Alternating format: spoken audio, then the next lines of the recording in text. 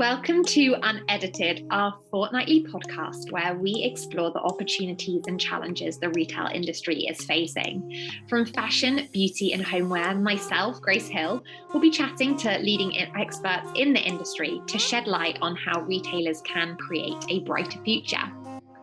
The future of retail will remain anchored by a digital-first approach. Following the boom aided by the pandemic, e-commerce shows no signs of slowing down, with 70% of executives projecting more than 20% growth across their channels, according to the Business of Fashion and McKinsey study. But one thing we have noticed across the industry is the demand is increasing within the virtual fashion market, as NFT mania propels news interest and sales for fashion houses and retailers. The Dematerialized, for example, is creating a new reality for fashion. They're a platform that has created a marketplace for brands and designers to sell authenticated virtual goods. Additionally, the pandemic accelerated digital runways, making them now a fashion week staple and raising virtual influencers' profiles. So in 2021, we had the first crypto fashion week, which allowed creators to upload and sell their designs on blockchain marketplaces. Businesses like these are creating a new reality for fashion with digital fashion assets challenging the traditional fashion business models of production, consumption, and ownership.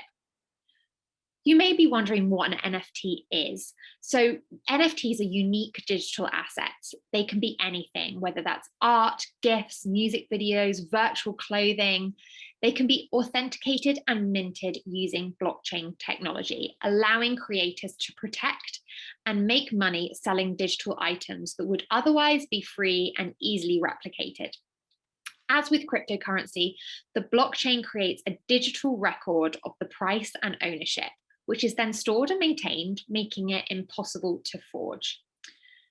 Though NFTs have been the predominant buzzword, the category for virtual fashion and apparel extends beyond both NFTs and cryptocurrency, as companies look to capitalize on digital opportunities within gaming, metaverses, and augmented reality. With no end in sight for the trend towards increased screen time and digital interaction, virtual fashion is likely to emerge as a not insignificant opportunity for brands, as a revenue stream and as a channel for product discovery. So today we are so excited to speak to Cameron James Wilson, a British fashion photographer and visual artist with over a decade of experience in the industry.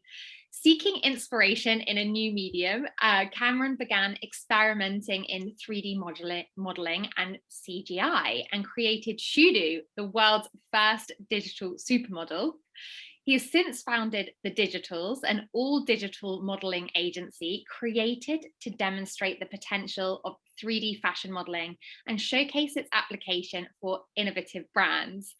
Welcome to Unedited, Cameron. We're thrilled to have you. How are you doing? I'm doing great. Yeah, it's really lovely where I am. So yeah, doing great. Very, very busy with work, but it's good to be busy. I can't complain. Well, busy, sunshine. What more could you ask for, I guess? But thank you so much for joining us. But before we get started, it would be great if you could tell our listeners a bit more about yourself and your background and what has led you into the digital fashion space. So I started my journey around 5 years ago with 3D, but before that, I was actually a fashion photographer. So I started fashion photography when I was about 17. I was self-employed by the time I was 18, and I was represented by an agency from 20. So I've had like a good long kind of fashion photography career, but it never really satisfied me on all creative levels. Yeah. I just kind of felt like I don't know. I kind of felt like the industry was changing, and I felt that with social media as well, it was becoming much more led by like influencers and social media, and everything was just so fast. Where I wanted to create art that kind of meant something, at least to me anyway. So I took a step back, and then I took about 2-3 years out from photography. And I didn't really know what I was going to do, but I just really, really love like CGI in movies. And I thought like if I could do something like that, that would be amazing. never did I imagine that I would be like CEO of a company and kind of working with the brands that I'm working with today. But everything just kind of like happened. One thing led to another, and I kind of just ended up where I am. So yeah. Well, as you said, the brands that you're working with are phenomenal and super exciting. But was there a particular movie or something that really inspired you to like ignited that passion within CGI? And um, I like, think there's been several, obviously, throughout my life. I yeah, mean, I love the Final Fantasy movies, which are yeah, all completely done with CGI, and they are so incredibly beautiful. The characters in them are really lifelike. yeah, But I would say probably two of the most inspiring movies to me were Avatar, yeah. and also Valerian. And there's a specific scene in Valerian which I just think is possibly the most beautiful piece of 3D that I've ever seen. So those were the kind of things that really inspired me.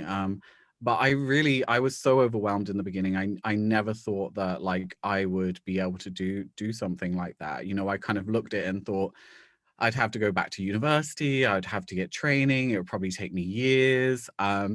But actually, within the space of 3 months of picking up a 3D program, my work had gone viral on social media. So it was very, very, very fast. Wow. So self-taught, really, a lot of the skills and Mhm. experience that you have in this space. Definitely self-taught with the software, Yeah. and even with photography, but every single experience, every job that I've had in my whole life has given me some sort of experience in what I do now. I used to do makeup. My parents owned a hair salon, so I worked in there. So I've kind of like picked up all these skills kind of along the way that have led to the career in 3D. Amazing. And obviously in the past year, we've really seen digital fashion be put into the spotlight, whether Mhm. it's through gaming, virtual models, digital runway shows. So in your opinion, like how would you define virtual fashion? Virtual fashion for me has been around pretty much all of my life because I play a lot of games. Yeah. And one thing I love in games is dressing up my characters. So virtual fashion for me is kind of like nothing new, which is why when I actually came to work in 3D in the fashion industry, I was really surprised to find that 3D wasn't like, 3D wasn't really being used that much Yeah. within the fashion industry, and I was so surprised because I've seen, 3D be used in so many different fields for decades, but fashion is only just kind of catching Mhm. on. So 3D fashion, virtual fashion for me is a revolution within the fashion industry, and it's one that is really late to the party. It's gone it's gone past being fashionably late, but now it's like, you're kind of really late. So yeah, I think fashion's just kind of catching up to everyone else at this point. It's interesting you say that it's late to catching up because I know my friends who work in the industry and like even just using 3D design programs is like wild and like revolutionary, like, and having to kind of get their senior leadership in the headspace that that's actually how they want to move forward and how they want to work is quite testing, which, as you Mm, said, so many other industries have operated like that for many years. mhm. Also, I loved it when you said you loved gaming and kind of dressing your characters up. I was actually having a conversation with my friends at the weekend about The Sims and how, growing up we play that. And my favorite part was always at the beginning when you were like picking your characters and choosing what they were going to look like and what their outfits were. So no, I can really get understand that part. But as the founder of the Digitals, the world's first digital modeling agency, can you kind of explain what your company does and how it functions and why you created it, I guess? So it really started off quite different to what it has become, and Yeah. and I think because it is such an innovative idea and innovative company, it's kind of evolving and changing with the times. So initially, when I started it, I really just wanted to have a portfolio to showcase a number of characters that I was creating. So Mhm. I wanted to showcase Shudu, Danny, Bran, Kofi, all of my characters in one space. And I thought, oh, if I do it like a modeling agency, it's going to look really cool. But actually we've gone on to kind of do production.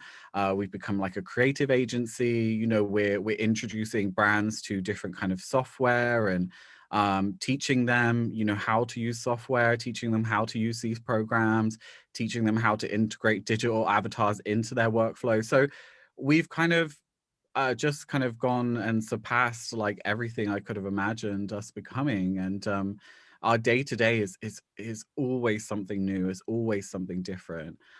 We have clients come and we never ever know what they're going to request. You know, they might request something we've never heard of before, and you know, and it's all different brands as well. It's all different kind of divisions. Like, it's not just fashion. You know, we started off with some amazing high-end fashion brands like Balmain, but we're actually working with you know, Lexus and you know, other kind of car companies. We've done a campaign with Smart. So this is something that is appealing across industries, and I find that really, really interesting. It's not just about fashion, you know, it's about brands wanting to put a face to their kind of social media channels or something like that. What do you think has kind of, what moment, or do you think there's a particular factor which has created these fashion brands and businesses to be interested in the kind of suite of services that you offer? I think initially this started out as something that was just really kind of like exciting and interesting for Mhm. brands to kind of dip their toe in and try. Yeah, You know, right at the beginning, you know, you only had several high-end kind of virtual influencers, you know, like Shudu, Nunori, Lil Michaela. yeah, You know, there really wasn't that many virtual influencers around, and it was something that was just, oh, really, really like interesting and slightly controversial and polarizing. And yeah. you know, it wasn't really about kind of you know, doing something that was kind of long lasting, but now it's become that. Now people have thought, okay, what can we actually do with these virtual characters in the long term? How do we integrate them into our design workflows? Mhm. And you know, it's I don't think there's been particularly one moment, but obviously we have to acknowledge that the, you know, pandemic and lockdown really affected the way that brands produce their marketing materials, even if it's just internal marketing or you know, B2B and stuff like that. Um, they all needed to kind of visualize their products, and a lot of brands were not set up to visualize their products in 3D. So for them, everything came to a stop, everything came to a halt. And it was the brands that were designing in 3D, that had a 3D workflow, that really kind of I wouldn't say flourished, but you know, they kept going, they survived, and this didn't really damage or affect them that much because they were already set up to kind of deal with it in a way. So after the pandemic, after lockdown, a lot of brands are looking at this very, very seriously as kind of a contingency, just in case anything like this ever happens Mhm. again. Totally. And like you mentioned kind of Shudu, and obviously she's one of your agency's most famous virtual supermodels. She's amassed hundreds of thousands of followers on Instagram, and as you said, has worked with brands like Balmain and Louboutin, which is extremely impressive. So what inspired you to create Shudu specifically, and kind of what differentiates her from other digital influencers that you've mentioned? So, for me, Shudu is a supermodel. That's how I kind of imagine her. She's very, very fashion focused. She harks back to the days of you know, true supermodels, where they weren't really posting everything about their day-to-day lives. They were these Yeah. mysterious figures that kind of grace these catwalks and covers, and you didn't actually really know too much about them, and they kind of were almost unapproachable, and you know, you felt like they were, well, supers. You know, you felt like they were not just your regular person. You know, you really Yeah. felt that these were supermodels, and that's kind of what I wanted to create with Shudu. I wanted her to not be posting what she had for breakfast. You know, it's kind of, she's the anti-influencer in a way. You know, she kind of brings back something, a memory for us of these models. And when I created her, I just really wanted to create a really, really beautiful woman. I just had this idea in my mind of this beautiful woman with this gold necklace on,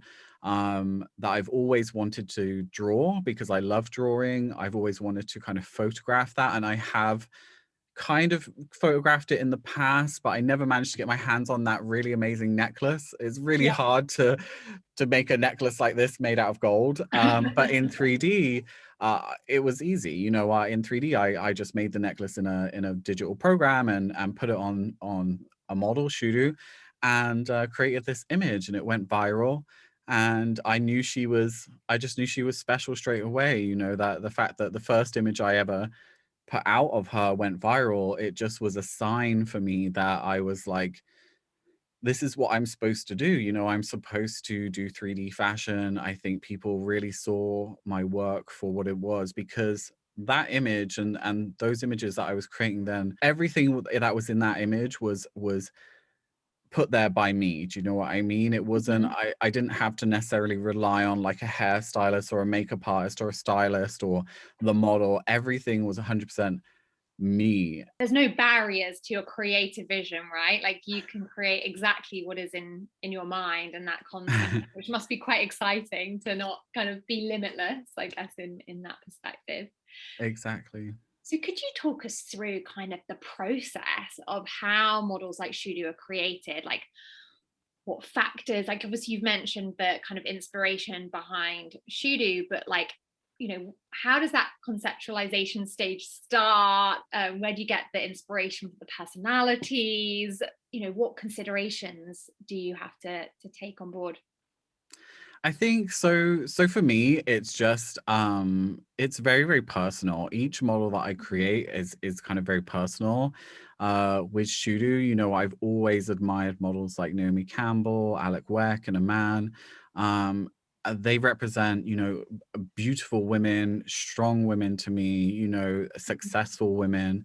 When I came to create Danny, another one of our models, you know, I was inspired by actresses that I love, like Julianne Moore, Sissy Spacek, Michelle Pfeiffer. So when it comes to creating my female models, I'm often inspired by just really, really powerful women, just women that I really admire, just women that I look up to and who inspire me. And then when it came to creating Kofi, it was slightly different. It was more kind of exploring, yeah, attractiveness, like beauty, like how do I see beauty like Mhm. in a man, you know, and kind of exploring that. And when I came to create Boyce, I was kind of exploring like sexuality. He's almost like kind of a persona, you know, for kind of me, if you know what I mean. Like Sure. you know, if I was to think of like the ultimate kind of drag queen persona, kind of representation of kind of the gay community, like that would kind of be Boyce, who's kind of Yeah. fierce and really like edgy looking and just really, really cool. So yeah, they all have their own inspirations, and of course Galaxia, who is an alien supermodel, Yeah. she's heavily inspired by Avatar and Valerian and just my love for kind of sci-fi and fashion coming together. Amazing. And how do you kind of see this sustaining in the long run? Like, do you see yourself just through your kind of creative process and finding inspiration organically? How do you see that looking in the future for you? I think of course I really want to flesh out my kind of characters that I have, my base characters. I Yeah. don't want to create like loads of them. I feel like I'm kind of almost to the point where I'm kind of done, or you know, I'm for when it comes to my own characters, I'm kind of, yeah, just I just want that to be a small group that I really, really inspire me and really, really kind of I work on. Hmm. But in the long term, I think obviously it's about kind of creating characters for other brands and maintaining those characters, Yeah. helping them create the assets and how to bring those characters to life, because it's not just about still images, it's about animating them. And when you get into animation, it's all about motion capture and all kinds of crazy stuff. So I think there is a long, long kind of goal for this. I think it kind of goes on forever. And the great thing about digital characters is that is they never die. Yeah. So Chudu's going to be around for forever, you know. So there might be times when Chudu is really popular, and there might be times when, you know, she kind of isn't, but it's it's not necessarily about 10 years, it's not necessarily about 20 years. This is something, Shudu has the potential to go on for centuries. You know, she could long Yeah. outlive me. And this is an asset that, you know, these models I can actually pass down. They can be something, you know, that's inherited, and kind of a legacy for me to leave. You know, these aren't, it's totally different. You know, it's a bit like Disney and Mickey Mouse Yeah. and their kind of characters, or Marvel and their superheroes. You know, this is a whole new set of characters and IP that could live on for a very, very, very long time. I just feel like the concept of NFTs is obviously so important right now. And like, you know, as you said, it's a legacy and it's something that, you know, you can pass on in the future. And yeah, it's eternal, I Mhm. guess. So obviously you mentioned that you have, you know, you kind of want to maintain your smaller group, but then there's the opportunity of working with brands and creating the personalities for them. Are there any collaborations or campaigns that we can look out for that you could share with us?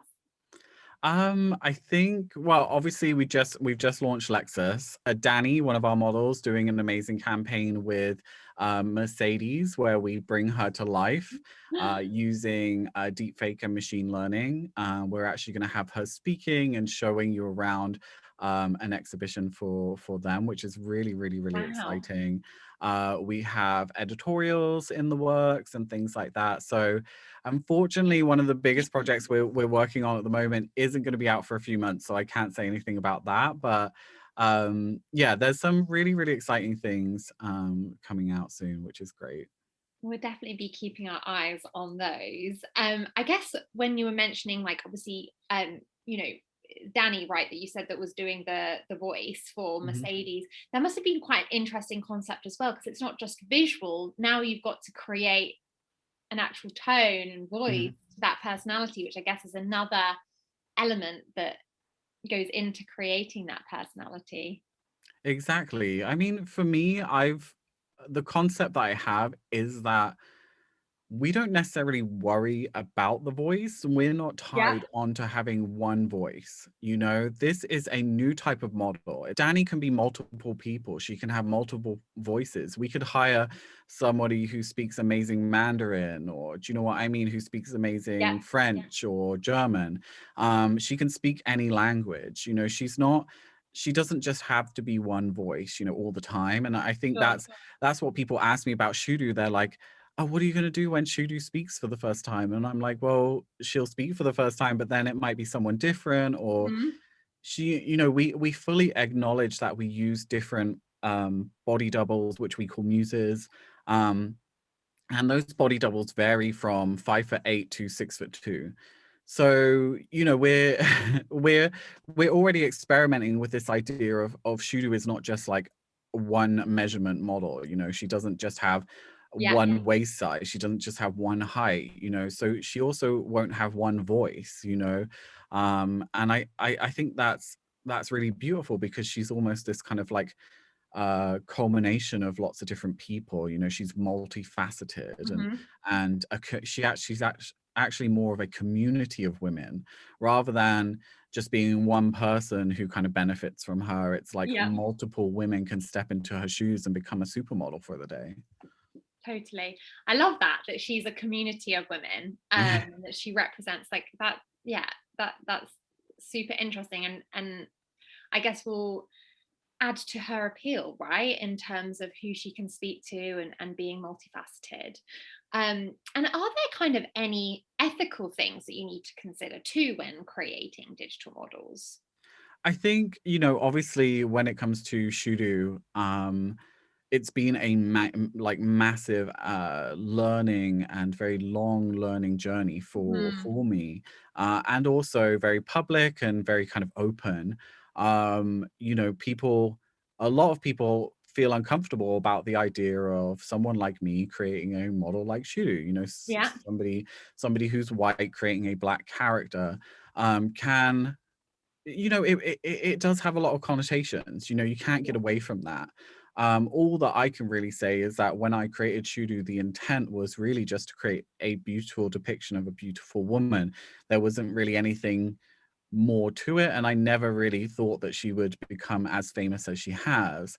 Mm-hmm. Now that she has become quite famous, now that she does have a platform, there is a responsibility there to make sure that she's not taking anything away from the community that she represents. There are concerns that, people could use these models to kind of profit from the likeness of Black women, and that's 100% not in my intention. So I think for people who are moving in this space and want to create their characters, you have to be aware of that. Yeah. You have to be responsible with the creation of these characters. If you're going to create a Black character and you are white, be prepared to hire Black creatives, work with Black writers, work with Black brands, everything you can do to give back to that community. And that's what we do. I work with a Black writer called Amma Badu, and I work with Mm-hmm. Black creatives to kind of produce her photo shoots. I work with models who stand in as her. I really, really, really try to create this sense of community around her and almost take a step back as much as I can and let people who look like Shudu speak for her in a way and kind of make the decisions that need to be made as much as possible. And I think that's just a part of kind of being responsible. So Yeah. definitely think that there are a lot of ethical considerations in this space. I think being open and honest and authentic Mm-hmm. when you're dealing with something that can be construed as kind of fake or misleading, I think you have to be really, really, really open and be ready to be open. I have to speak about everything. I have to kind of, be open and kind of listen to a lot of different things.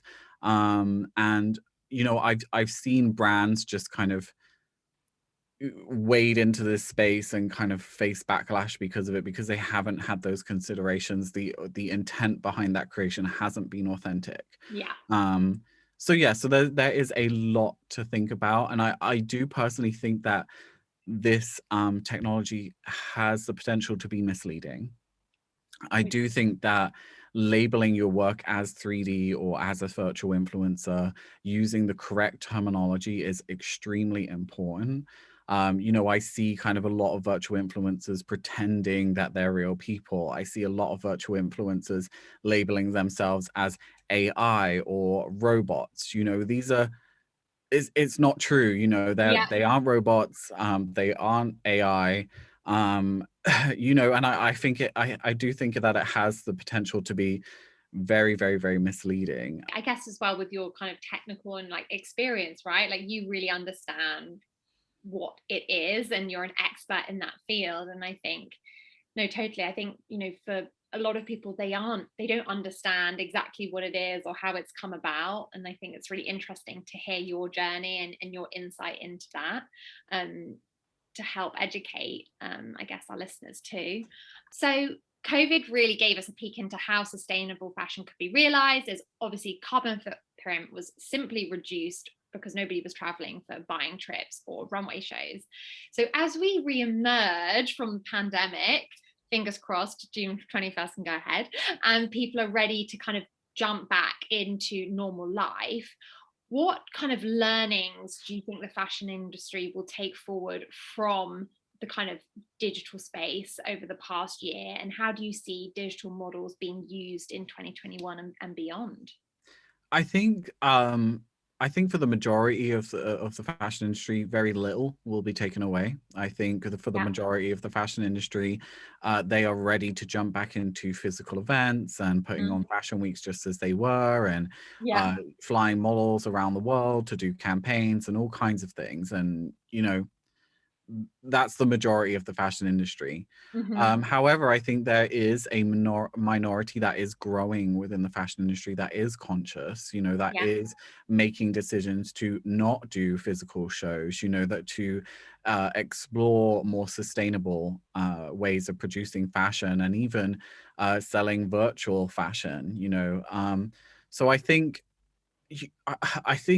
we kind of expect the fashion industry to change overnight, and I don't necessarily think it will. I think fashion has always been about physical and kind of opulence and kind of doing things big, and I Mm-hmm. think I don't think virtual and digital is at the point where it really has that same impact as doing something kind of physically and on that such large scale as some of those catwalks are.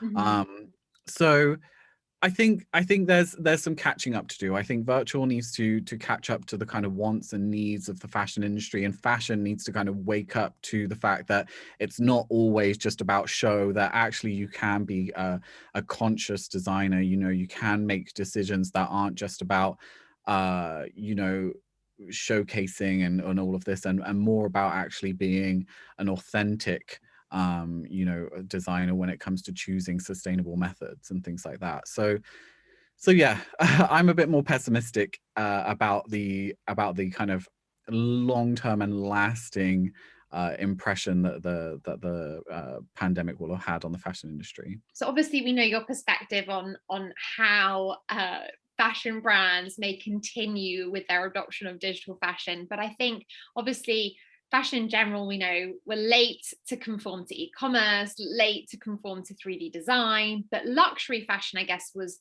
kind of the anomaly across the stable of different segments within fashion.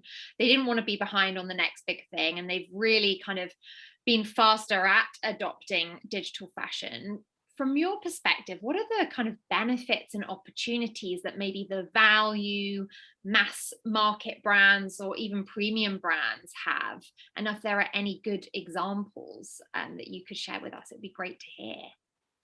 I think fashion needs to realize that 3D isn't just all about, you know, can we make a profit here? You know, this is Hmm. about kind of brand reinforcement. This is about offering your consumer an experience, you know, because one of the things, especially with luxury fashion, that you lose when you shop online is that experience, you know. And I often save my luxury purchases until I can make it to the Yeah. store, because I want that luxury experience. I want that bag, you know, I want the assistant to kind of follow me around and help me. And, you know, I'm making a big purchase. So I want it to be an event and something that's memorable, not just necessarily about a big purchase, you know, even just shopping, you know, online at ASOS, you know, and doing kind of Hmm. a big shop, a big shop is an event for them, you know, and it is an experience. It is something they get excited about, you know, using their codes, getting their discount, and kind of like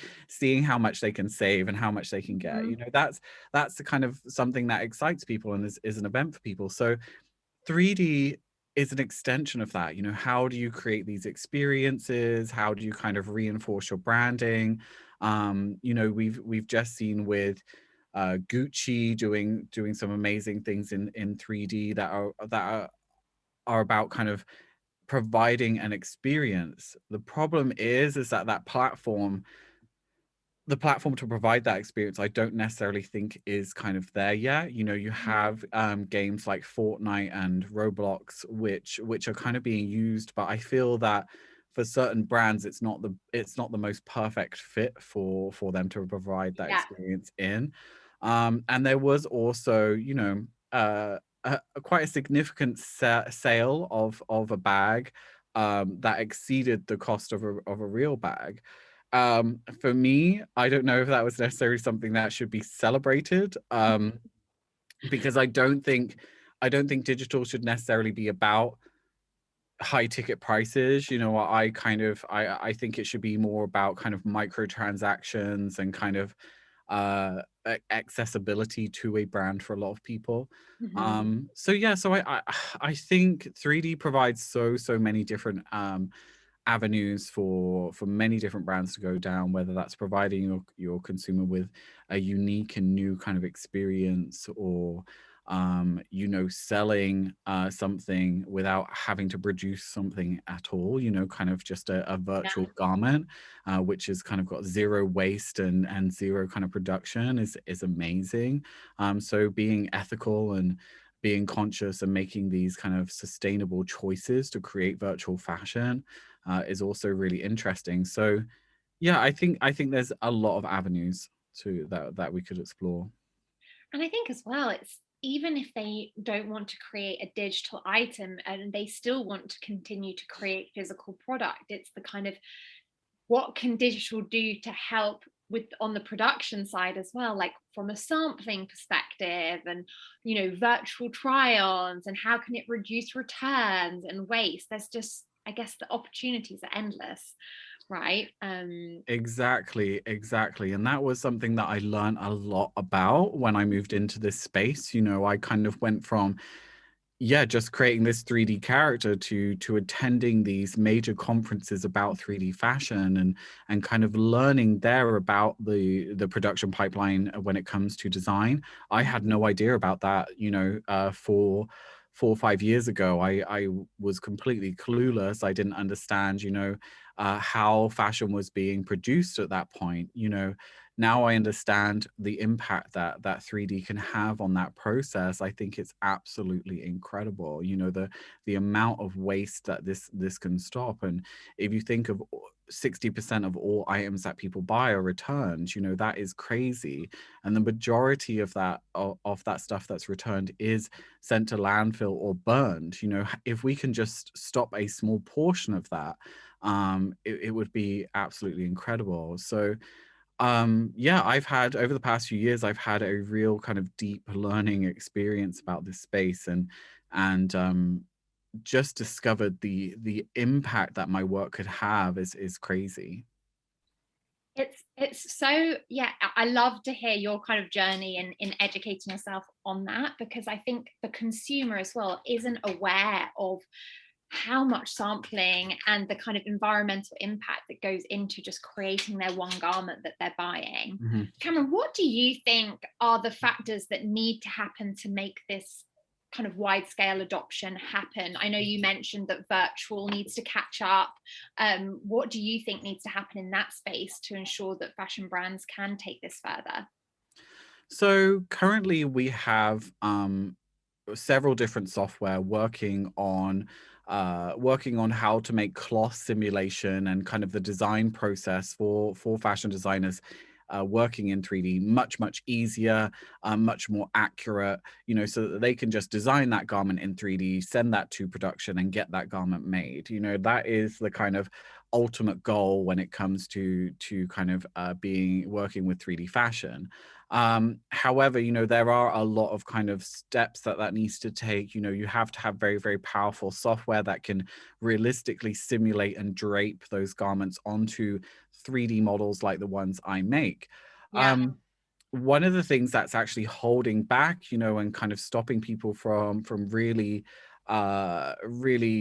being inspired in this space, is a lot of the avatars that people use are very simplified forms. They're not realistic forms. They don't look real. They look more like mannequins. And I feel that a lot of 3D fashion designers are kind of uninspired by those forms, and this is an artistic space as well. So I think there needs to be much more integration and much more focus on kind of avatars, and also like how those avatars move, how their body deforms and shapes, so that people can actually accurately use them to kind of fit garments and things like that.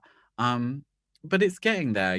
That also companies need to be prepared to adopt this technology. It's not an easy process when you've done something for hundreds of years one way and it's not broken. It's not, the fashion industry is doing okay designing how it's always designed, and then having to kind of change to 3D. It's a big shift, having to kind of train a lot of staff. Sometimes the staff are not 100% willing to change, or maybe they don't get along with 3D design very well.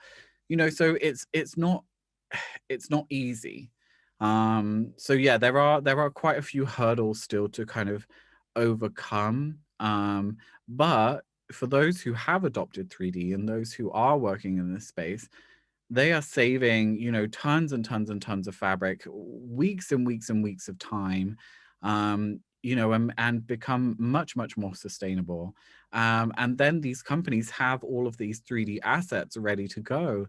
And they can utilize those assets in many ways. They can actually once they've designed one t-shirt, they no longer need to design the t-shirt again. It's called a block, and they can design from that block and just kind of change it. And eventually you end up with an archive of thousands of original designs all in 3D.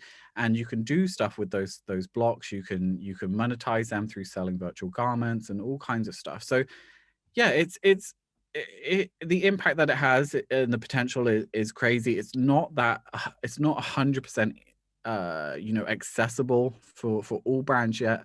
I think it will be. And also you know virtual needs to kind of catch up to the needs of the fashion industry as well. I mean, I think it's fascinating, and also it's fascinating to kind of hear about kind of opportunities and like the monetization and the potential revenue streams. And like, as you said, it's not the easiest thing right now. But we know like kind of NFTs have been huge in the Mhm. past few months. But from your perspective, do you think this market is getting too crowded right now, or do you think we're just getting started? I think NFTs are, I think they are just getting started, really. I think people are really trying to figure the space out.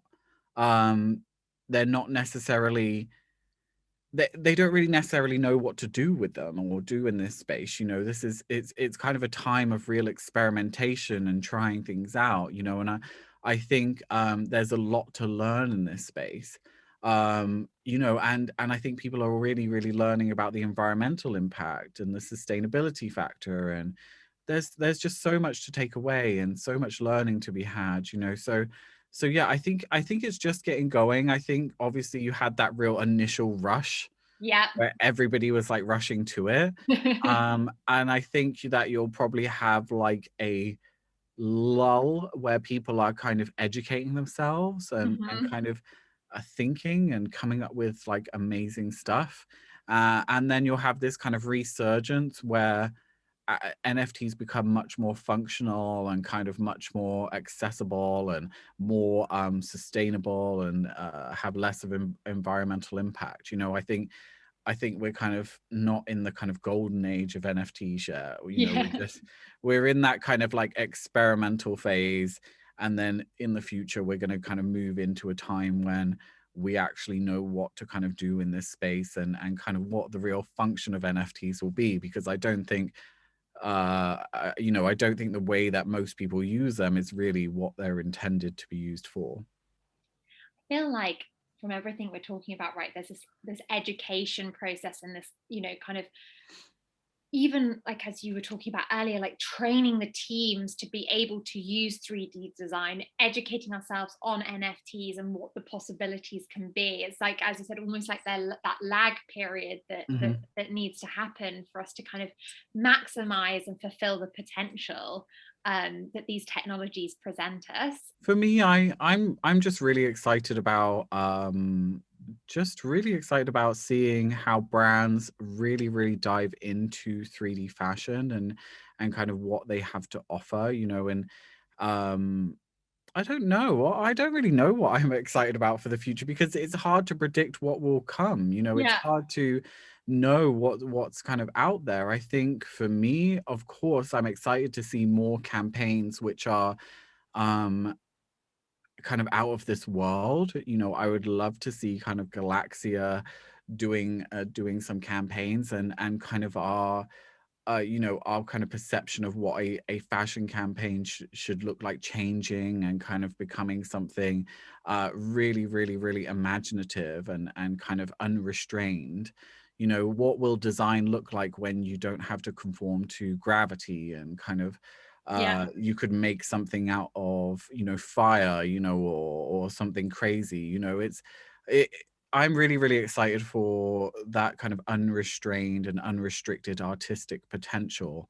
And I think that, yeah, that's what really inspires me. And especially when it comes to models as well, what will the models of the future look like when they're Yeah. unconstrained by being human, and what kind of impact is that going to have on us? And how digital will we become, because I feel like we're moving and becoming much more virtual as a species. The majority of the time we see the people we know through pixels. You know, we see True. we see people as a collection of pixels, you know, and how will our perception of those people, and how will our perception of ourselves shift and change in the future? You know, are we going to start becoming more and more like avatars? You know, is our online persona going to be much more distinct than from our real life persona? You know, because we're already using like filters and things like that. You know, Yeah. how different will we become online to who we are in real life? And I don't think that's a bad thing. So for me, I'm really excited for society to get to that point where we kind of transcend so many things, so much baggage that we have, and we actually just make up who we are. We're in charge of whoever we are. We can be, you know, pick our gender, pick whatever about our appearance, and it's not really about the way you look. It's about who you are. You know, it's kind of like, once you get to choose every aspect of what you look like, beauty doesn't really matter anymore. You know, it kind of goes out of the window, because everybody will have their own idea of what's beautiful. Yeah. And then it becomes more about who's actually behind the avatar, which I find really, really exciting. I think when you put it like that, it really is, right? And it cuts deeper as to like who you are and what you stand for, I guess, versus the appearance, when everyone has the ability to create what they view as beautiful, or what they want to look like, I guess. But Cameron, one thing we always ask our guests is, what is the one thing that you would love our listeners to take away from this episode? I would love them to take away the fact that I started this 5 years ago, and had no idea of what I was getting myself into, and yet here I am, a CEO and founder. I've spoken at tons of events around the world, and done some amazing things over the past few years. And that was all because I took a chance and gave up what many would think was an amazing photography career, and yeah, took a chance and wanted to find something that was right for me.